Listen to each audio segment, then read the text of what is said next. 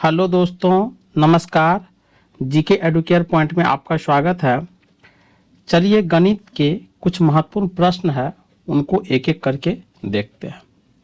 तो पहला प्रश्न है 100 का 100% कितना होगा।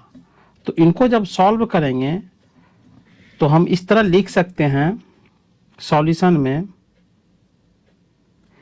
100 का मतलब गुना 100 का 100% तो 100/100। अब देखिए इस 100 से इस 100 को काट देंगे तो इजकल टू 100 इसका आंसर आया। यानी 100 का 100% कितना होगा, तो ये 100 के बराबर होगा। तो ये क्वेश्चन बन गया। चलिए नेक्स्ट क्वेश्चन में देखते हैं 900 रुपया का कितना प्रतिशत 45 रुपया होगा। तो हम इसको सॉल्व जब करेंगे तो लिखेंगे 900 रुपया का कितना प्रतिशत। तो हम मानेंगे कि 900 रुपया का मतलब गुना 900 रुपया का x% इजकल टू 45।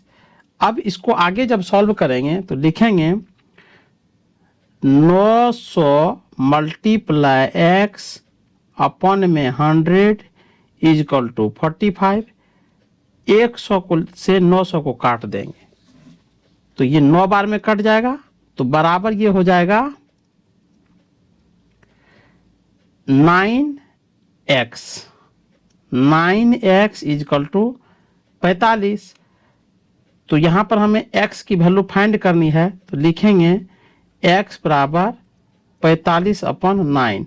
9 से काटेंगे तो ये 5 बार में कट जाएगा, 9 पंचा 45, यानी x बराबर 5 इसका आंसर आया। यानी 900 रुपया का कितना प्रतिशत 45 होगा, तो ये 5 आंसर होगा। नेक्स्ट क्वेश्चन देखते हैं।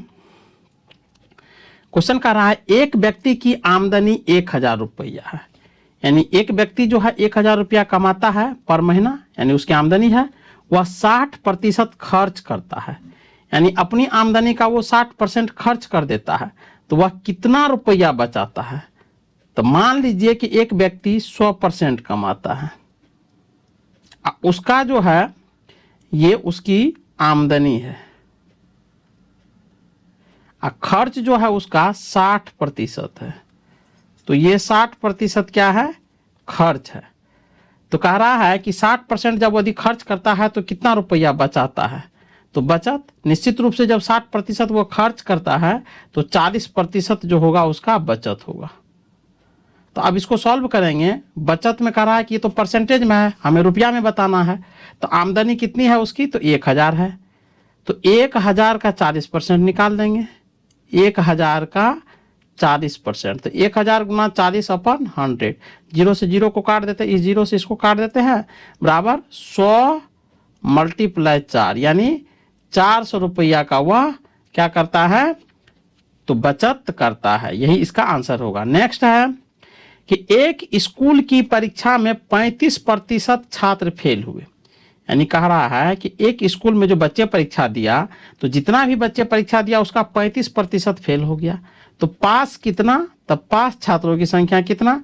जब 35% फेल हुआ तो निश्चित रूप से 65% जो बच्चे थे वो पास हो गए। तो पास बच्चे की संख्या 65%। अब आगे कह रहा है यदि कुल 260 छात्रों ने परीक्षा दी, यानी टोटल 260 छात्र परीक्षा दिए, तो बताएं कि कुल कितने छात्र पास हुए। तो 65% पास हुए। अब 65% जो है वो तो प्रतिशत में हुआ, लेकिन कुल छात्र पूछ रहा है। तो टोटल छात्र की संख्या कितना है, 260। तो 260 का 65% निकाल देंगे अपन 100। 0 से 0 काट देंगे, 5 से काटते हैं तो 5 का 5, और यहाँ 1 पर 5, 5 तिया 15, 5 दूना 10। 2 से काटते हैं तो 2 का 2, 2 तिया 6। तो हो गया टोटल कितना, 13 गुना 13 बराबर 169 बच्चे ने क्या किया, पास किया। चलिए नेक्स्ट क्वेश्चन है कि 52 का 13 कितना प्रतिशत है। तो हम लिखेंगे 52 का x प्रतिशत यानी x बटा 100 इजकल टू 13, यही पूछ रहा है। कह रहा 52 का जो 13 है, 52 का जो 13 है कितना प्रतिशत है, तो 52 का x प्रतिशत इजकल टू 13, तो 52 गुना 100, x अपन 100 इजकल टू 13। अब इसको हम क्या करेंगे, लिखेंगे 52x अपन 100 इजकल टू 13। आगे ले जाएंगे तो क्या करेंगे, 52x इजकल टू, यदि यहाँ नीचे 1 देते हैं, 100 को 13 से मल्टीप्लाई करेंगे, क्रॉस मल्टीप्लिकेशन करेंगे तो ये हो जाएगा 13 गुना 100। अब x बराबर सॉल्व करेंगे तो लिखेंगे 13 गुना 100 अपन में 52, 13 चौका 52 और 4 से काटेंगे 25 चौका 100, यानी x बराबर 25%। कहने का मतलब है कि 52 का जो 13 है कितना प्रतिशत है, तो 25% के बराबर है।